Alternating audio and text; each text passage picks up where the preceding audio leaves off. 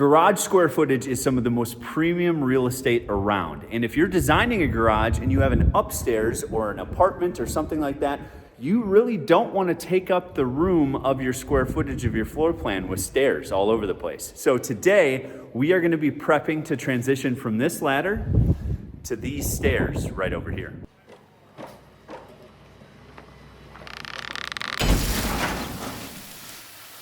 What's going on, guys? Welcome back to another episode of Detached Garage. Today we are talking about the prep for the installation of the Majic Stairs, which you can see on the floor behind me here. I had a dilemma of changing my design from a full second story with permanent stairs with a bathroom underneath to more of a usable space with just storage up above.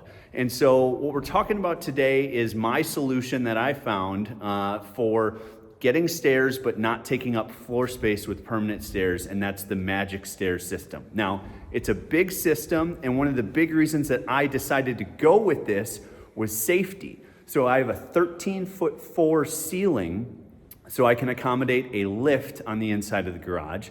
And I really didn't want my wife or kids or something going up a rickety set of those wooden pull-down stairs. And so it's not a living space upstairs, but it is going to be used more frequently for storage. And I wanted something sturdy, and I didn't want to put a set of barn doors on the outside of the building to get things up into the attic for storage. So let me take you close to the Majic Stairs. We'll show you about them, and we'll talk about prep that we're doing today for the install. This set of stairs is all metal. You have the metal sides in the C-channel. You've got the metal treads, and you've got metal rails that'll go down it and the rails for up above. So very sturdy design and very secure. And with the railings that are gonna go on the side over here, yeah, I feel a lot more comfortable having my wife or kids go up and down the stairs. This is the frame system that's gonna go upstairs in the attic to protect anybody, from falling down or anything like that. So you might be wondering, okay, great, this is permanent. It's sturdy, it's strong, that's exactly what you want, but how does it retract? How does it go up? So right here is the winch, and they send you this bag with all the fasteners and hardware you need. So this cable is going to get wrapped around this winch, which will be mounted to the ceiling and to the joists up here. So once it's mounted to the joists and the winch is installed, what happens is this trolley, you can see, runs along the stairs, and this bolts to the top plate up here. So what's gonna happen is the stairs are gonna run this way down, and so when they get pulled up, they're gonna retract into the roof over here, and so they will lay flat on the ceiling right over here. It's a pretty cool system. The winch will mount here, so the cables will kind of come straight down to the end of the stairs, and that winch will then pull the stairs up. It'll go up at an angle and then lay flat on the floor decking up here. So let's talk prep for the stairs. So the stairs are gonna store up here, but we need to cut a hole into the floor decking here. So you can see my trusses are spaced 24 inches on center, and then this bay here is spaced a little bit further apart. It actually went 30.5 inches. However, we've got a little bit of construction to do because this opening needs to be 29.5, not 30.5. So we're gonna have to sister this joist right here. We're gonna take a 2x10 and we're gonna plane it down to 1 inch.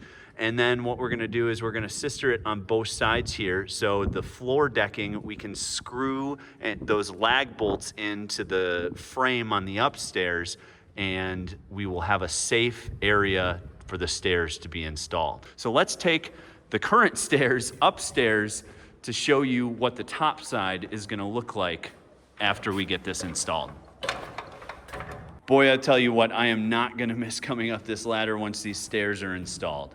So over here is where the stairs are getting installed. You can see we've already prepped and we've already cut the location of the opening in the floor decking. Right now, we've got 2x4s going across it to just hold it up. Nobody's gonna fall through this, but we've got the typical safety precautions going on right here.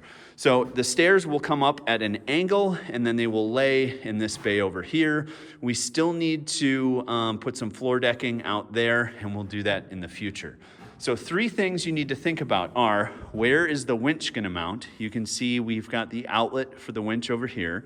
Where this stair opening is going to be in relation to your room, and then the clearance between the floor decking and the ceiling for when the stairs come up and then need to lay down to make sure you have enough clearance for those to come up. So let's talk about critical dimensions you need to know. Clearance between the floor decking and the ceiling for the stairs to come up at an angle and have enough clearance for the ceiling. The distance between the opening of your floor and the wall, you need to make sure you have enough room so when you're coming up the stairs, you can make this turn here and then go into your room.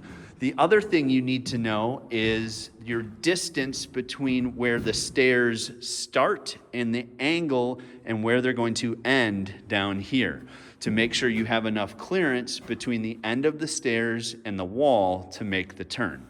Now, this is a big set of stairs. It's gonna basically take up here all the way to the wall when it's laying up here and closed.